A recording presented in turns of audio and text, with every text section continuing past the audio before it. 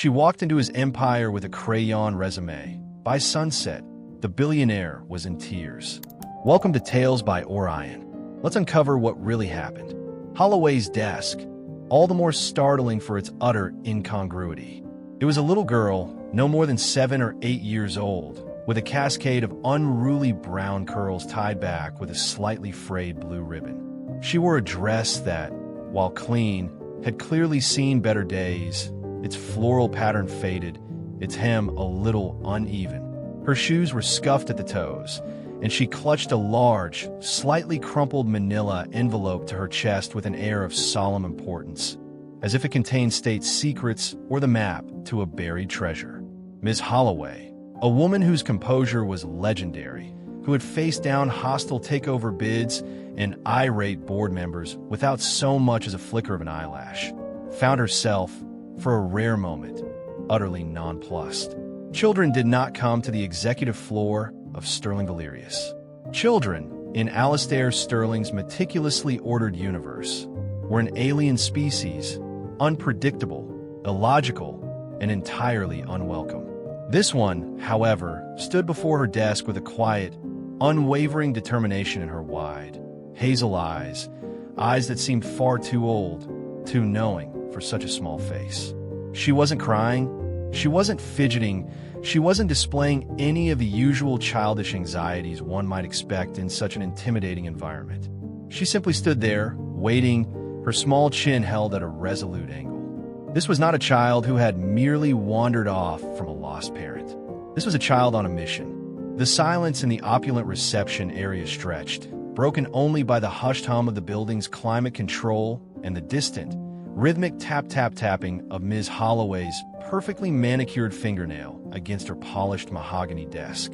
Alastair Sterling, oblivious in his cloud-born office, was about to receive a visitor who would defy all his protocols, bypass all his defenses, and perhaps, just perhaps, remind him of a language he had long forgotten, the language of the human heart. The little girl, clutching her manila envelope, was an anomaly, a tiny, unexpected tremor in the perfectly calibrated machinery of his life, a tremor that was about to send shockwaves through the foundations of his carefully constructed world. His day, already scheduled with the precision of a military campaign, was about to take a detour into uncharted territory, a territory for which no amount of wealth or power had prepared him. The Arctic fox was about to encounter a creature far more perplexing, and potentially far more transformative than any he had ever faced in the brutal jungles of high finance. Ms. Evangeline Holloway, after a moment that stretched the boundaries of her legendary composure, finally found her voice. It was, as always, cool, crisp, and utterly devoid of inflection. "May I help you, child?" she inquired, her tone suggesting that the answer was almost certainly in the negative. The little girl looked up at her, her gaze direct, unwavering. "I'm here to see Mr. Alastair Sterling," she announced, her voice surprisingly clear and steady for one so small. "I have an appointment." Ms. Holloway's perfectly sculpted eyebrow arched a fraction of an inch. An appointment? With Alastair Sterling? His child? It was, on its face, ludicrous. She prided herself on knowing every single entry in Mr. Sterling's meticulously curated schedule, a schedule that was guarded more fiercely than the gold reserves at Fort Knox. There were no appointments with small, determined girls in faded floral dresses. "I believe you must be mistaken," Ms. Holloway stated, her voice taking on a dismissive edge. "Mr. Sterling does not have any appointments with children. Perhaps you're lost? Is your mother or father in the building?" The little girl shook her head, her brown curls bouncing. "No, ma'am. I came by myself, and I do have an appointment. It's very important." She clutched the manila envelope tighter, as if to emphasize its significance. Miss Holloway sighed inwardly. This was going to be tiresome. She glanced at the clock on her desk, a sleek, minimalist timepiece that, like everything else in this rarefied atmosphere, exuded an air of expensive, unyielding precision. Mr. Sterling was due to connect with the Tokyo office in precisely 17 minutes. He did not tolerate interruptions. He certainly did not tolerate unscheduled children. "I'm afraid there is no record of any such appointment," Ms. Holloway said, her tone firming, preparing to deploy the polite but impenetrable wall of executive denial that had thwarted far more formidable supplicants than this small, scruffy child.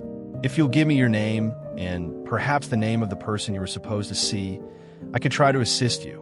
My name is Lily Carter, the little girl said, her chin still held high.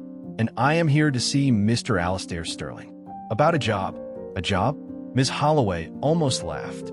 The sheer, unadulterated audacity of it was almost impressive, but also deeply problematic. She had a strict protocol for such situations, usually involving a swift, discreet call to building security. Yet, there was something about this child, something in her solemn gaze, her quiet determination, that gave Ms. Holloway pause. It wasn't defiance, not exactly. It was a strange, unshakable certainty, as if Lily Carter genuinely believed she belonged here, that her mission was not just important, but entirely legitimate. A job, Ms. Holloway repeated, her voice carefully neutral, though a flicker of something. Curiosity? Amusement? Stirred beneath her icy facade. And what sort of job would a young lady like yourself be applying for at Sterling Valerius Industries? Lily held up the manila envelope. It's all in here, she said. My resume and my proposal. Ms. Holloway stared at the envelope, then back at the child. A resume? From a 7-year-old? This was veering into the realm of the surreal. She should call security. She really should. It was the sensible, professional thing to do. But then she caught a glimpse of something in Lily's eyes, a fleeting shadow of worry, of a burden too heavy for such small shoulders, and for a reason she couldn't quite articulate, her hand, which had been hovering over the intercom button, hesitated. Alastair Sterling was a difficult man, a cold man, a man who had long since forgotten, if he ever knew, the language of childhood, of innocence, of simple, unadulterated hope. But Ms. Holloway, beneath her own layers of polished professionalism and carefully cultivated detachment, had once been a little girl herself, a little girl with dreams, with a fierce, determined spirit. And perhaps, just perhaps, there was a tiny, almost forgotten part of her that recognized a kindred soul in this small, improbable applicant. Mr. Sterling is extremely busy, Lily, Ms. Holloway said, her voice a fraction softer now. He does not see unscheduled visitors, especially not for job applications of this nature. Lily's lower lip trembled just for a moment before she firmed it again. But he needs to see me, she insisted, her voice a little smaller now, but no less determined. It's about saving things. Saving things? Ms. Holloway frowned. What on earth was this child talking about? This was getting stranger by the minute. Yet, she couldn't quite bring herself to dismiss her out of hand. There was a compelling urgency in Lily's demeanor, a sincerity that was hard to ignore. Against her better judgment, against every protocol drilled into her over years of loyal, efficient service, Ms. Holloway made a decision. It was a reckless decision, a decision that could very well cost her her job. But suddenly, she didn't care. Wait here, Lily, she said, her voice once again cool and professional, though if one listened very closely, one might have detected a hint of something else. Conspiracy, perhaps? Or maybe just a flicker of human warmth that had, against all odds, managed to survive in the frozen tundra of Alastair Sterling's executive suite. She rose from her desk, a tall, elegant figure, and walked towards the imposing double doors that led to Mr. Sterling's private office, the small, crumpled manila envelope, which Lily had finally, trustingly, relinquished, held carefully in her hand. The fate of Lily Carter's audacious mission, and perhaps, just perhaps, the fate of Alastair Sterling's carefully frozen heart, now rested on the improbable intervention of his formidable and suddenly, unexpectedly, human executive assistant. Alastair Sterling looked up from the quarterly earnings report, his expression one of mild, controlled annoyance, as Ms. Holloway entered his office without the customary, precisely timed buzz of the intercom. This was a breach of protocol, a deviation from the meticulously ordered universe he had so carefully constructed around himself. Such deviations were unwelcome. Yes, Miss Holloway, he inquired, his voice as cool and crisp as the winter air outside his panoramic window. Is there a problem with the Tokyo connection?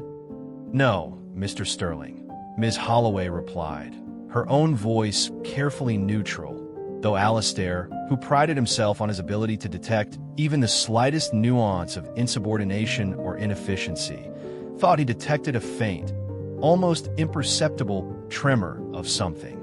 Uncertainty? Or perhaps, even more alarmingly, amusement? There is a visitor, an unscheduled applicant, for a position. Alastair's eyebrow arched. An unscheduled applicant on the executive floor?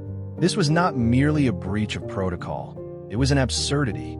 Ms. Holloway, he said, his voice dropping a dangerous half-octave, you are aware that I do not conduct impromptu interviews, and that all hiring for any position goes through human resources several floors below this one. Kindly redirect this applicant to the appropriate channels and ensure that such a lapse in security does not occur again.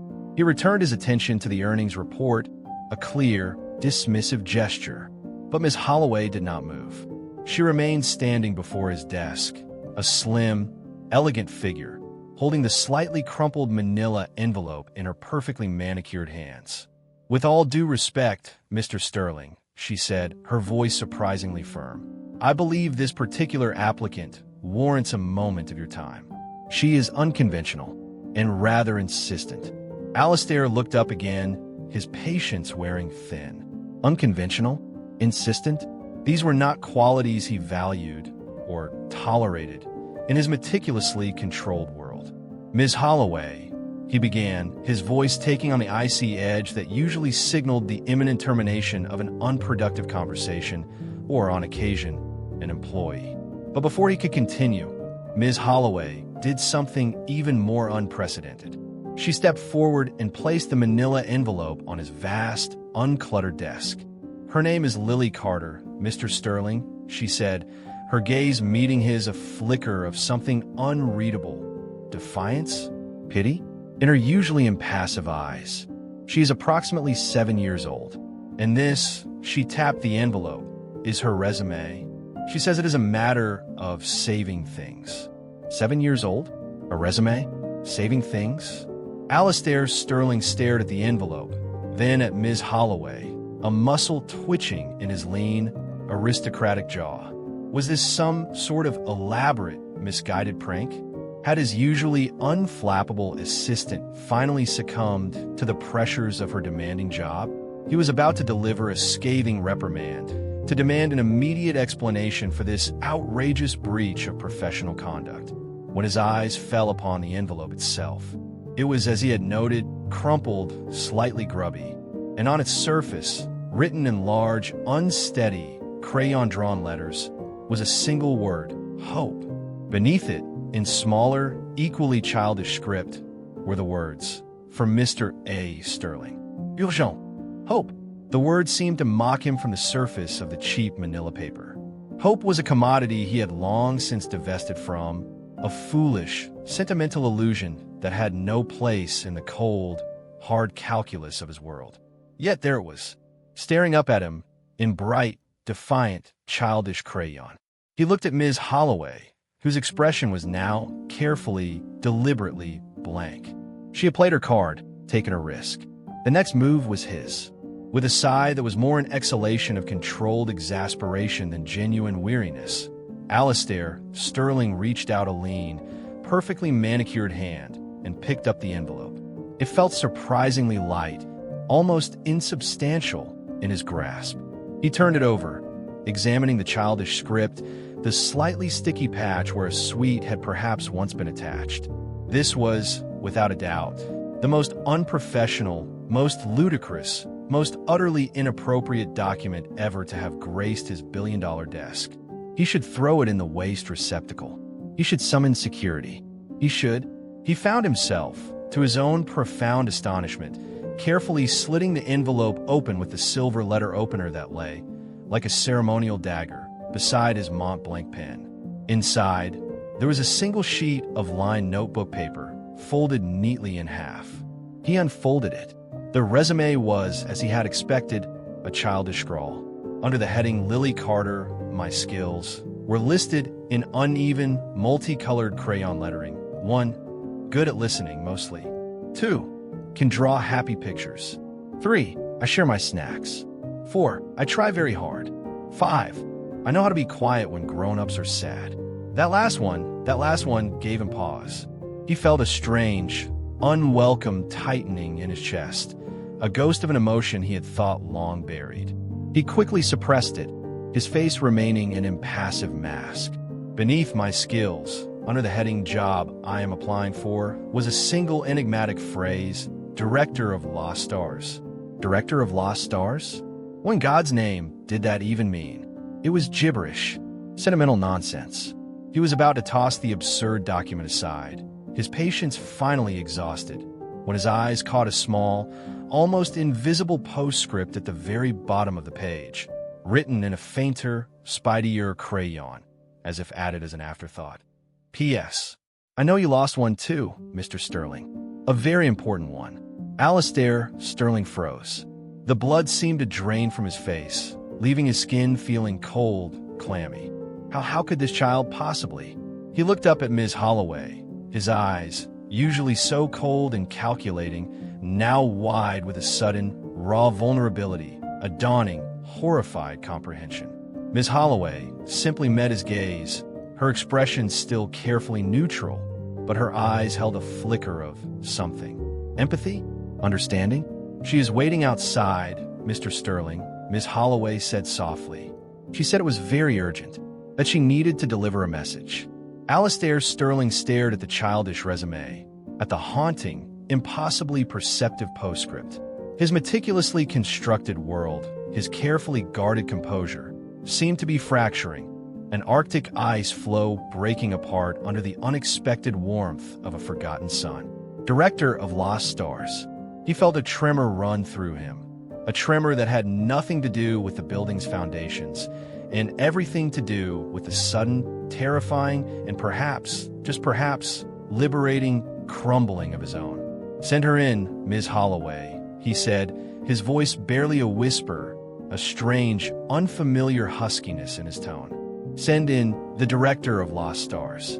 The massive, soundproof doors to Alistair Sterling's office whispered open, and Lily Carter stepped inside. She was even smaller than Ms. Holloway had described, a tiny, solitary figure dwarfed by the vast, opulent expanse of the room. The panoramic windows behind Alistair's monumental desk showcased a breathtaking, almost dizzying view of the city sprawling below, a concrete and glass testament to human ambition and endeavor. But Lily didn't seem to notice the view, or the expensive art on the walls, or the general air of intimidating, rarefied power that permeated the space. Her gaze was fixed solely on Alistair Sterling, who sat behind his desk, a remote, formidable figure, his face partially obscured by the shadows cast by the strategically placed lighting. Lily clutched a small, well-loved, and slightly battered teddy bear in one hand, a detail Ms. Holloway had failed to mention, or perhaps had chosen not to. And in the other, she held another, smaller, piece of paper folded into a neat square. She walked slowly, deliberately, across the plush, silent carpet, her scuffed shoes making no sound. She stopped a respectful distance from his desk, her small chin held high, her hazel eyes, those unervingly perceptive pools, fixed on his face. Alistair watched her approach, his mind still reeling from the resume, from that impossibly insightful postscript. Who was this child?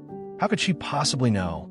He felt a strange, unwelcome prickling behind his eyelids, a sensation he hadn't experienced in decades, not since. He ruthlessly suppressed it, his face hardening into its familiar, impassive mask. He would not be undone by a child, by a few cleverly, or perhaps accidentally, chosen words. Miss Carter, I presume, he said, his voice cool, controlled, though if he were honest with himself, it lacked its usual unshakable authority. Lily nodded. Yes, sir, Mr. Sterling. Her voice, though small, was clear and surprisingly steady in the vast, silent room. Thank you for seeing me. Miss Holloway, Said you were very busy. I am. Alistair confirmed, his tone curt. So, perhaps you could enlighten me as to the meaning of this rather unconventional application. He gestured towards the childish resume that still lay on his desk, a splash of incongruous, Crayola bright color in his otherwise monochromatic world. Director of Lost Stars? What precisely does that entail? Lily took a small, steadying breath. She held out the folded square of paper she carried. This is my other paper, sir, she said. It's the most important part. It's why I came.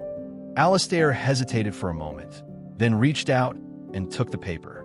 It was a child's drawing, rendered in bright, cheerful crayons, the lines a little wobbly, the perspective charmingly skewed. It depicted a night sky, filled with crudely drawn, smiling stars. And in the center, there was one star, larger than the others, colored a vibrant, hopeful yellow, with a small, sad face drawn within it. Beneath this star, in careful, childish lettering, were the words, "For Alara. So she won't be lonely anymore." Alara. The name hit Alistair, Sterling, with the force of a physical blow. His breath caught in his throat, his heart seemed to stop, then restart with a painful, lurching thud. Alara, his daughter, his lost star, the daughter he had adored, the daughter he had lost so many years ago to a cruel, indifferent illness. The daughter whose memory he had buried so deep within himself, encased in layers of ice and ambition, that he had almost convinced himself he no longer felt the ache of her absence. Almost. He stared at the childish drawing, at the name, Alara, written in innocent, unknowing crayon, and the carefully constructed dam of his composure, already weakened by Lily's resume, finally, irrevocably, shattered. A sound escaped him, a ragged, choked sob that seemed to be torn from the very depths of his soul. He covered his face with his hands, his shoulders shaking, the meticulously controlled facade of Alistair Sterling, the Arctic fox, crumbling into dust. He was no longer the powerful CEO, the master of a financial empire. He was just a man, a grieving father, confronted with a ghost from his past, a sorrow so profound, so overwhelming, that it threatened to consume him. Lily watched him, her small face etched with a solemn, almost adult empathy. She didn't flinch at his sudden, raw display of emotion. She didn't seem surprised or afraid. She simply waited, her gaze soft, compassionate. Then, she did something that no one in Alistair Sterling's carefully ordered world would ever have dared to do. She walked around the massive desk, her small hand still clutching her battered teddy bear, and she stood beside him. She reached out a tiny, hesitant hand and gently touched his arm, the arm that was still clad in the impeccable fabric of his bespoke suit, the arm that controlled fortunes, that moved markets. Her touch was feather-light, yet it seemed to anchor him, to pull him back from the brink of the abyss of his grief. "It's okay to cry, Mr. Sterling," she said softly, her voice a balm to his raw, aching soul. "My mommy says crying helps wash the sadness out, so there's room for the happy memories to come back in." Happy memories. He hadn't allowed himself to think of those in years. They were too painful, too poignant. He had locked them away, along with his grief, believing that to feel nothing was safer than to feel the agony of his loss. But this child, this impossible, perceptive child with her Crayola drawing and her simple, profound wisdom, had somehow miraculously found the key to that locked room, had thrown open the doors and was now, with a courage and compassion far beyond her years, inviting him to step back inside, to remember, to feel, to heal. The tears flowed freely now, hot, cleansing tears, tears of a sorrow long suppressed, of a love that had never died. And as he wept, the little girl, Lily Carter, the self-appointed director of Lost Stars, stood beside him, her small hand a steady, comforting presence on his arm, a tiny beacon of hope in the vast, desolate darkness of his grief. The sentence, the one that had made him cry, wasn't spoken in words. It was drawn. It was a name. It was a memory. It was a lost star, suddenly, unexpectedly, found again, not in the heavens, but in the innocent, empathetic heart of a little girl. The storm of Alistair Sterling's grief, once unleashed, was a tempest. It raged through him, shaking the foundations of the icy fortress he had built around his heart, washing away years of carefully constructed composure, of ruthless emotional detachment. He wept for Alara, for her lost laughter, for the future they would never share.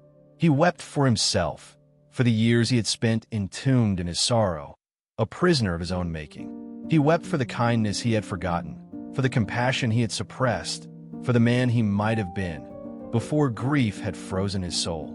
Through it all, Lily Carter remained beside him, her small hand a constant, reassuring presence on his arm. She didn't speak, didn't try to offer platitudes or empty reassurances. She simply stood there, a silent, empathetic witness to his pain, her presence a quiet testament to the resilience of the human heart, to the healing power of shared sorrow. Miss Holloway, who had been hovering discreetly near the partially open office door, her face a mask of controlled concern, made a move to enter, perhaps to offer assistance, to restore some semblance of order. But a subtle shake of Lily's head, a gesture of quiet, almost adult, authority, stopped her in her tracks. Lily seemed to understand, with an intuition far beyond her years, that this was a storm Alistair Sterling needed to weather himself, that her role was not to stop the rain, but simply to be an anchor in the flood. Gradually, the tempest began to subside. Alistair's sobs lessened, his breathing grew less ragged. He fumbled for the silk handkerchief in his breast pocket, his hands still shaking, and wiped at his tear-streaked face, feeling exposed, vulnerable, yet strangely lighter. The crushing weight that had burdened his soul for so long seemed to have eased, fractionally, as if the act of finally acknowledging his grief, of allowing himself to feel it so profoundly, had somehow diminished its power. He looked at Lily, truly looked at her, for the first time not as an anomaly, an interruption, but as a savior. Her small face was etched with concern, her hazel eyes filled with a deep, unnerving wisdom. "Thank you, Lily," he said, his voice hoarse, raspy, barely a whisper. "Thank you for remembering her." Lily offered him a small, shy smile. "I didn't know her, Mr. Sterling," she said softly, "but my mommy told me about her. She said Alara was like a little star herself, bright and full of light. And she said you haven't been the same since she went away to join the other stars in the sky." Her mommy, of course.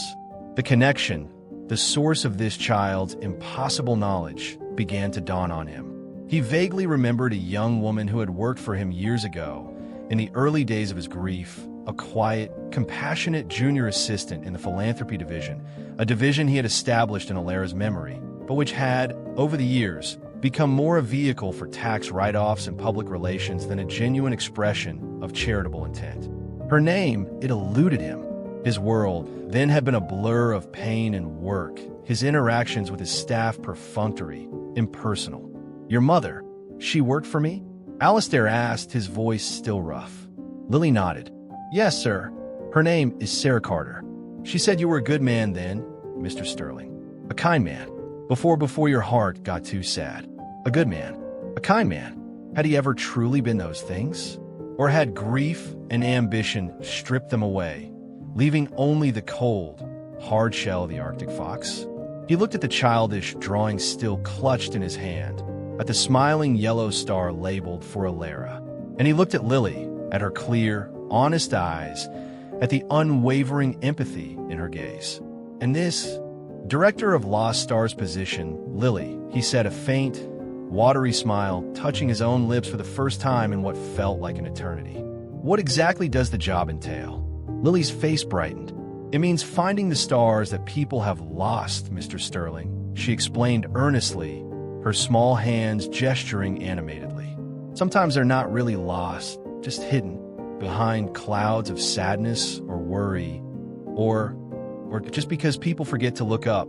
She looked directly at him, her gaze piercing. "And sometimes," she added softly, "the lost stars are inside people. The shiny, happy parts of them that got covered up with too much grown-up stuff or too much hurt." Alistair felt a lump form in his throat. This child, this tiny, improbable sage, was speaking a truth so profound, so elemental, that it resonated in the deepest, most forgotten corners of his soul. He had indeed lost his star, his Alara.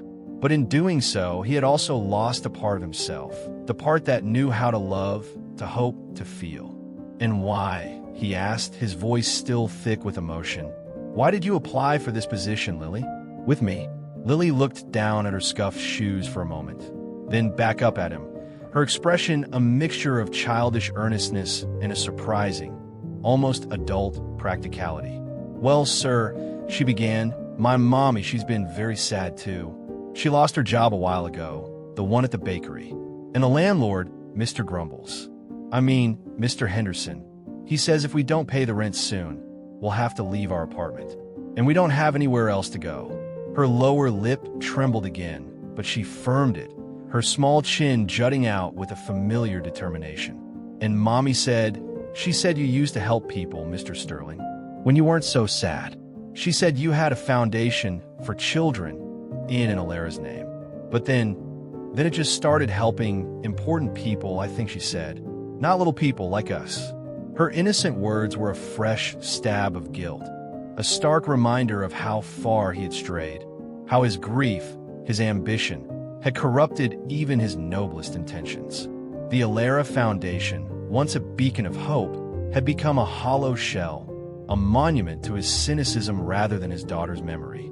So, Lily continued, her voice gaining a little more confidence. I thought, if I could get a job with you, Mr. Sterling, if I could help you find your lost star, maybe you could help us find a way to keep our little apartment.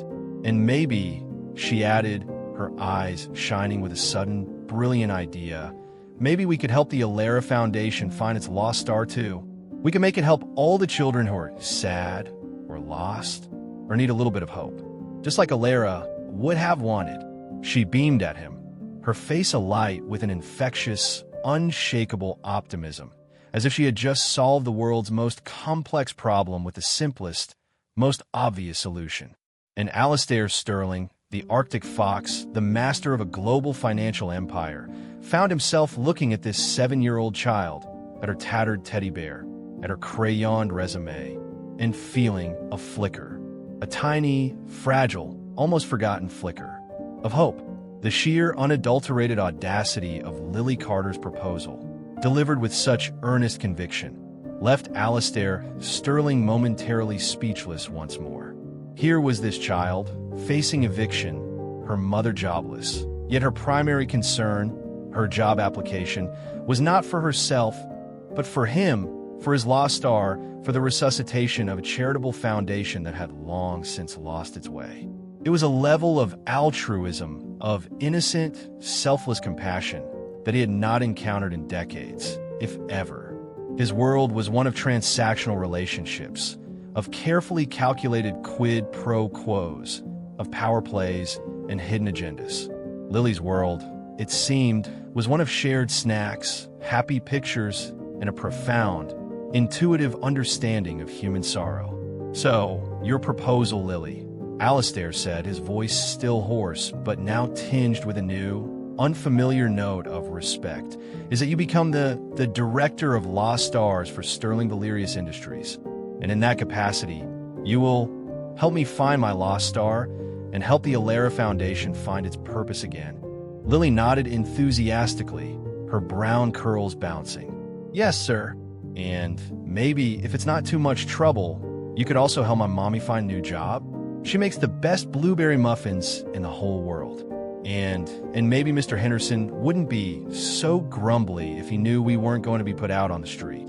Her innocent faith in his power, in his ability to solve all her problems with a wave of his hand, was both humbling and deeply poignant. He had wielded his immense wealth and influence for so long, using it to acquire, to dominate, to control. He had forgotten, or perhaps never truly understood, its potential for good, for genuine, transformative kindness. He looked at the childish drawing again, at the smiling yellow star labeled for Alara. He thought of his daughter, of her bright, inquisitive spirit, her boundless compassion for all living things. What would Alara have thought of the man he had become? What would she have thought of the foundation established in her name? Now a sterile, corporate entity focused more on tax benefits than on tangible acts of charity. The shame was a physical ache in his chest. "Lily," he began, his voice thick with an emotion he couldn't quite name. "Your application is highly unconventional. And your proposed salary expectations?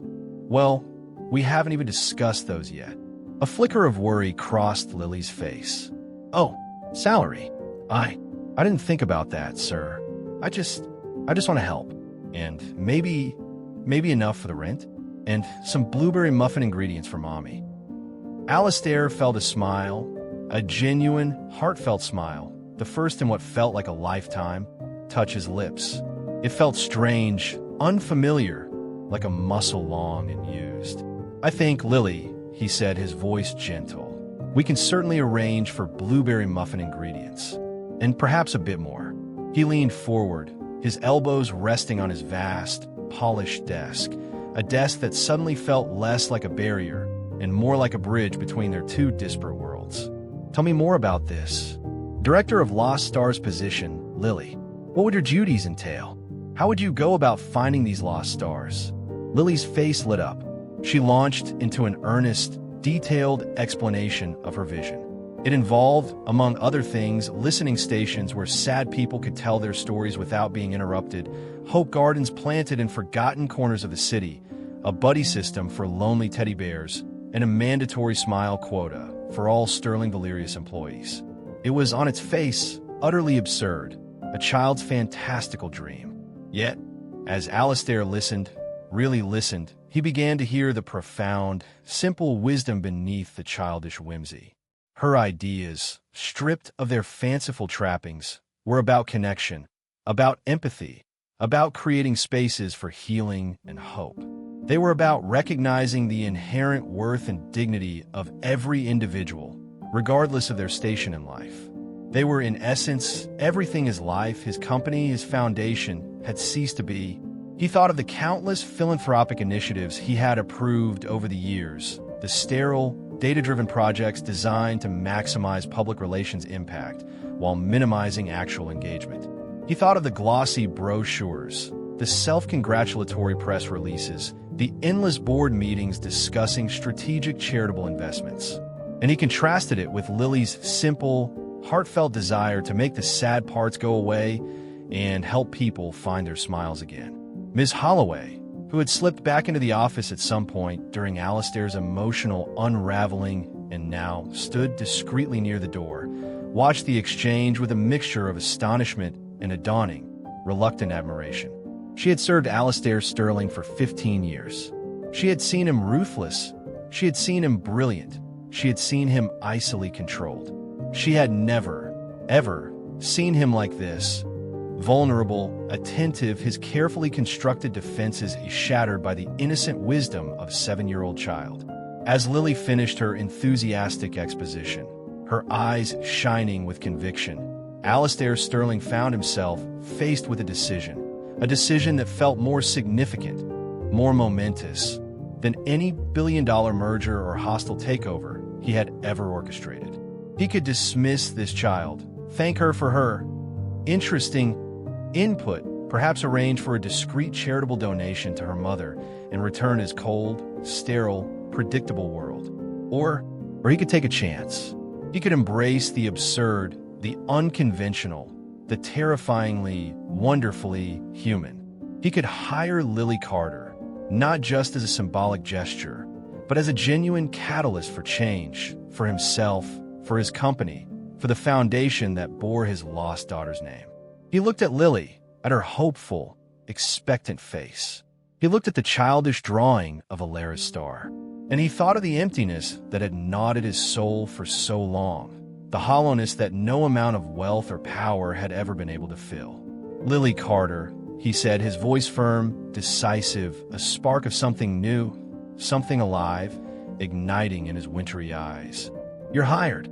The words, so simple, so direct, hung in the air, pregnant with a future neither of them could yet fully comprehend. But in that moment, in that vast, opulent office high above the indifferent city, something profound, something miraculous had just begun. The Arctic fox had found his heart, and the director of Lost Stars had just reported for her first day of work.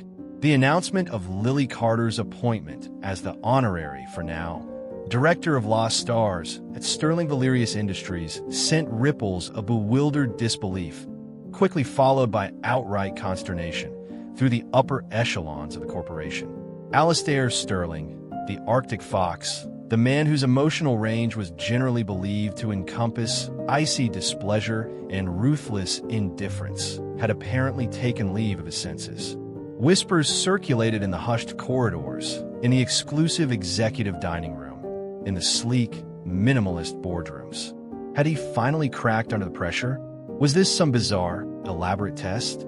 Or, most alarmingly, was he going soft?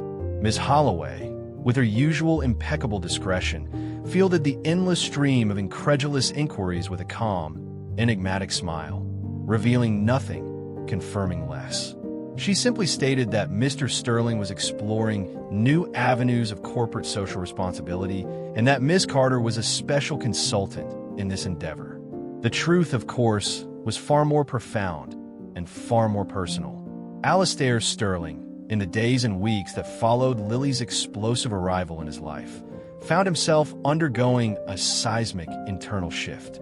It was as if the little girl, with her innocent wisdom and her unwavering empathy, had reached into the frozen recesses of his heart and jump-started it with a pair of Crayola-colored defibrillator paddles. He began, for the first time in years, to truly look at the world around him, not as a series of assets to be acquired or liabilities to be managed, but as a place filled with people. People with stories, with struggles, with hopes, with lost stars of their own. He started with Lily and her mother, Sarah. He arranged for their overdue rent to be paid, discreetly, through a third party, ensuring Mr. Henderson, the grumbly landlord, received his due without further distress to the Carters. He then met with Sarah Carter personally. He remembered her now, vaguely, from her time at the Alara Foundation, a quiet, dedicated young woman with sad eyes. He listened, truly listened, as she told him of her struggles since losing her job, of her fears for Lily's future, of her own fading hopes. And as he listened, he saw not just an ex-employee seeking assistance, but a woman of quiet strength and resilience, a mother fiercely devoted to her child, a woman whose blueberry muffins, he was soon to discover, were indeed legendary. He offered Sarah a position, not a handout, but a genuine role within the newly revitalized Alara Foundation. He tasked her with helping him reshape its mission, to strip away the layers of corporate gloss and cynical tax-driven initiatives, and to return it to its original heartfelt purpose, to bring hope and tangible support to children and families in need, to be a genuine beacon of light in his lost daughter's name. Sarah, overwhelmed and tearfully grateful, accepted. Lily, of course, was officially instated as the Alara Foundation's Chief Ideas Officer, Junior Division, a title she embraced with solemn enthusiasm. She was given a small, brightly decorated office, formerly a disused storage closet, now transformed with rainbow-colored beanbag chairs and walls adorned with her happy pictures, next to her mother's, and she took her responsibilities very seriously. She would attend ideas meetings with Alastair and Sarah, offering her unique, often surprisingly insightful, perspectives on how the foundation could better serve its purpose. Her suggestions, like the Puppy Cuddle Initiative for lonely seniors or the Starlight Storytelling Hour for children in hospital, were often whimsical, yet they were always rooted in a profound, intuitive understanding of human emotional needs. Alastair found himself looking forward to these meetings, to the refreshing honesty, the unbridled optimism, the sheer, unadulterated goodness that Lily brought into his otherwise sterile, cynical world. He began to smile more, genuine smiles that reach his eyes, transforming his harsh, aristocratic features, making him look younger, less like the Arctic fox, and more like the man he might have been before grief had encased his heart in ice. He even, to Ms. Holloway's profound, albeit carefully concealed, astonishment, allowed Lily to implement a kindness quota on the executive floor, which involved a communal compliment jar and a mandatory good deed of the day, suggestions for which included sharing your expensive biscuits and not sighing loudly when someone asks a silly question. The initial resistance from the hardened executives was considerable, but under Alastair's new, surprisingly firm insistence and Lily's unwavering, sunny conviction, even the most cynical among them began to thaw. The compliment jar, initially regarded with scorn, began to fill with genuine, albeit sometimes awkwardly phrased, expressions of appreciation. The good deed of the day led to unexpected acts of camaraderie, of shared laughter, of a dawning, reluctant humanity in the rarefied, high-pressure atmosphere of the executive suite.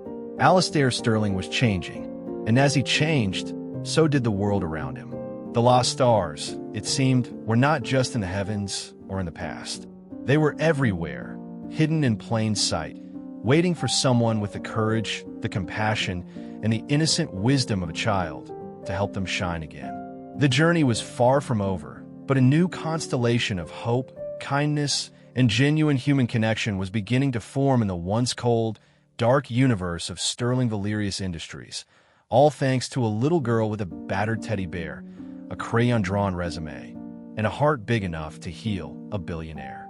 The transformation of Alastair Sterling, and by extension, Sterling Valerius Industries and the Alara Foundation, was not an overnight miracle, but a slow, steady unfurling, like a time-lapse film of a frozen landscape thawing under a gentle spring sun. Lily Carter, in her unofficial capacity as chief instigator of joy and general mender of sad hearts, a title she had proudly, if somewhat lengthily bestowed upon herself, continued to be the catalyst, her innocent wisdom a constant, gentle nudge towards a more humane, more compassionate way of being. The Alara Foundation, under the joint guidance of a revitalized Alastair and a dedicated Sarah Carter, underwent a profound metamorphosis. The focus shifted from large, impersonal grants to faceless organizations, to direct, impactful initiatives that touched individual lives. They established Lily's listening lounges in underserved community centers, safe spaces where people could share their struggles and find a compassionate ear.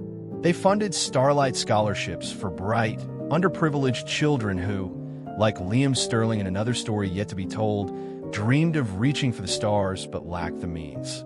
They even launched a Blueberry Muffin Brigade, where Sarah's now famous muffins, baked with love and a generous dose of hope, were delivered to homeless shelters and soup kitchens, a small, tangible symbol of warmth and care. Alastair Sterling found himself, to his own surprise, deeply involved in these initiatives. He shed his bespoke suits for more casual attire and spent afternoons reading stories to children in hospital wards. His voice, once reserved for commanding boardrooms, now softened with a tenderness that astonished those who had only known him as the Arctic Fox. He listened, truly listened, to the stories of the people the foundation sought to help, their struggles, their hopes, their quiet acts of courage in the face of adversity. And in their stories, he found echoes of his own grief, his own loneliness, but also a dawning understanding of the profound, interconnected web of human experience. He learned that true wealth was not measured in stock portfolios or market shares, but in the currency of kindness, of compassion, of shared humanity. The changes within Sterling Valerius Industries were more subtle, but no less significant. The kindness quota on the executive floor, initially met with cynicism, had, over time, fostered a surprising sense of camaraderie. The compliment jar overflowed. Executives who had once communicated only through terse emails and passive-aggressive memos now found themselves engaging in actual conversations, sharing a joke, offering a word of encouragement. Productivity, paradoxically, increased. The atmosphere, once thick with tension and ruthless ambition, became lighter, more creative, more human. Ms. Holloway, observing these changes from her vantage point at the gates of power, found her own carefully cultivated cynicism slowly eroding. She even, on one memorable occasion, contributed a compliment to the jar, a small, Anonymous note praising a junior analyst's insightful report, an act that sent ripples of astonished goodwill through the entire department. Lily, of course, remained the heart of it all. She would often visit Alistair in his vast office, not with formal proposals, but with a new drawing, a story about a stray cat she had befriended, or a freshly baked and slightly lopsided cookie from her mother's latest batch. She would sit on the plush carpet, her battered teddy bear beside her, and simply be. Her presence was a constant reminder to Alistair of the simple, profound truths he had forgotten, of the healing power of innocence, of the unwavering light of a child's unconditional love. He learned to see the world through her eyes, to find joy in small things, to appreciate the beauty in imperfection, to understand that true strength lay not in unyielding control, but in vulnerability, in empathy, in the courage to open one's heart after it had been broken. He never forgot Alara. Her memory was no longer a source of unbearable pain, but a gentle, guiding light, a reminder of the preciousness of love, of life, of every fleeting moment. And in Lily, he saw an echo of his lost daughter's spirit, her compassion, her intuitive wisdom, her boundless capacity for joy. Lily hadn't just helped him find his lost star.